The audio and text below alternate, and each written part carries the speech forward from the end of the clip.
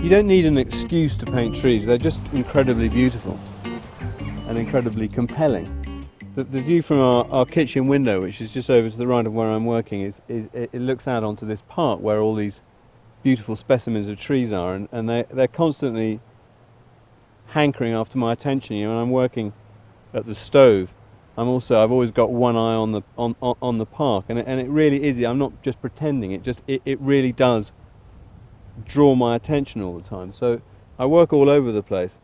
I quite often start paintings on top of old paintings that haven't worked, and I did a painting of some red onions which I started in the summer, and it never really went anywhere. It saves time to work on top of a surface that's already beautiful and that's dark, or darker than a white support would be. With this particular group, what I'm drawn to is it's a collection of, I suppose, of half a dozen trees, but there are 4 big oak trees in the centre.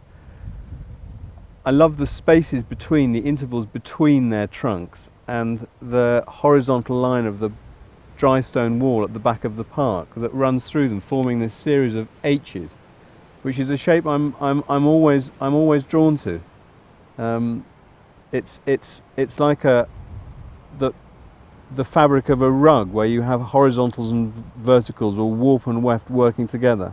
And for a composition to work, you just need that. And here it is, just kind of shouting at me for some attention.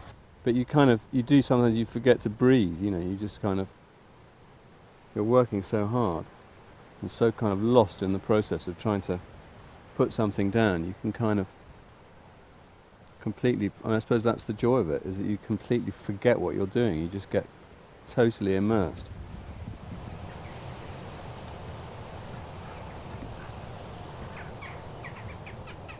And the difference between landscape painting and other kinds of painting is really mostly just to do with how far you are away from the subject.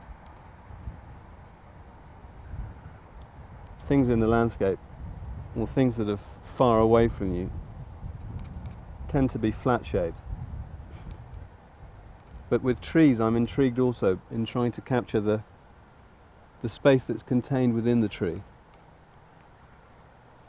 I spent a lot of time when I was a kid up trees, and I was very aware of that kind of room that you get inside a tree, with the leaves forming the kind of walls of the room. And the other thing is that one's all the time trying to build up a surface that's beautiful. You know, paintings have to work from a distance, and they also, for me, they have to be beautiful objects. The surface of the paint has to be a gorgeous thing. And that doesn't happen immediately.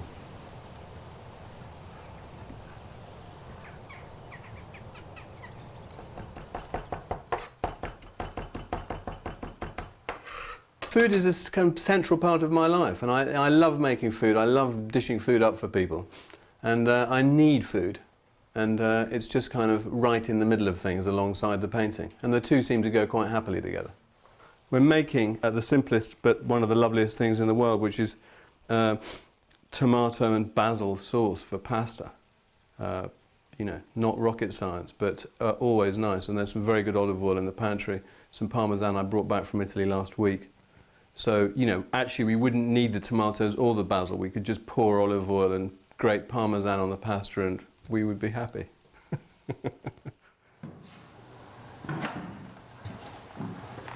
Liberated from the tenacity and the demands of the landscape, I can take huge liberties with pictures and kind of turn them into things that I think may work as paintings. Somehow in the studio I'm truly free to do what I like.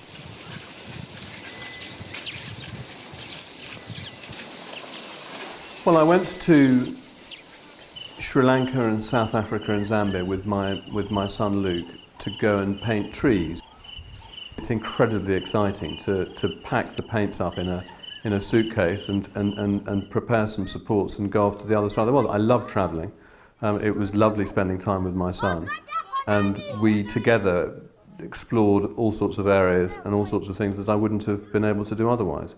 And it's really exciting for me then to bring back, in this case, I suppose, 20 or 30 panels, some of which were terrible and some of which were quite good, and continue working on them here from drawings and paintings, and bringing not only the little dead insects that have died in the paint, but also these panels that are meant to, I suppose, bottle some of the spirit of those places. And I suppose on one level, painting is about trying to make people see things differently, but also trying to capture things that are magical or beautiful.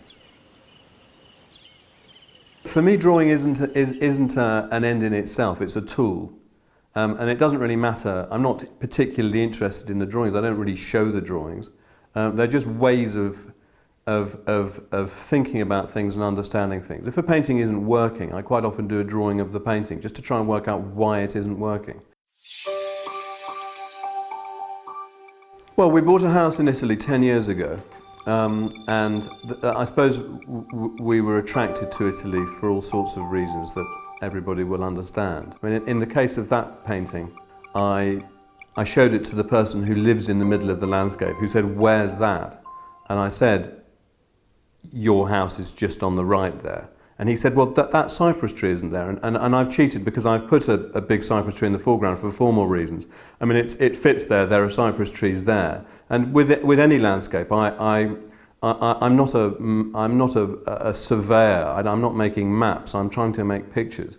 And so I change the landscape invariably to make it suit my purposes.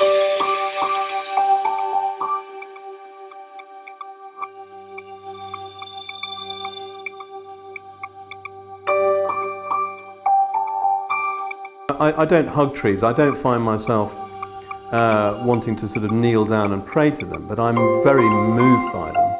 And I find the stories and the associations and the uses and the roles that trees play, the role that trees play in our lives, incredibly compelling. You know, political parties and countries use trees as symbols of permanence. You know, there seems to be more to trees than just trees.